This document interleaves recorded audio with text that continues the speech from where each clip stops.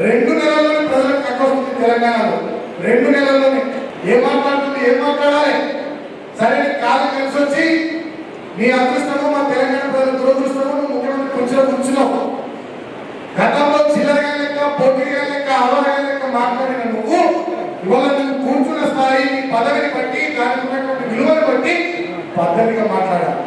ఒక ఉద్యమ నాయకుడు ప్రాణాన్ని పరంగా పెట్టి తెలంగాణ తెచ్చిన నాయకుడు, 10 సంవత్సరాలు తెచ్చిన తెలంగాణ బ్రహ్మాండంగా అభివృద్ధి చేసిన నాయకుడు కేసీఆర్ గారిని పట్టుకొని